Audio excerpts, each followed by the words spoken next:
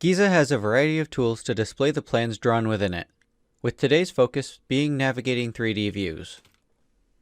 Giza's native 3D display of symbols can be accessed by clicking the button labeled Activate 3D Window, which shows a wireframe representation of the drawing.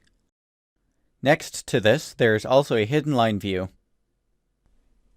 From here, we can either click the Rotate View buttons to change the angle of the drawing, or to access the differing 3D views, we can go to the tab for View and then open the View Control. On the top of this window, we have preset views featuring differing modes and angles, followed by a dynamic rotation set of buttons that rotate the camera in 4 different directions.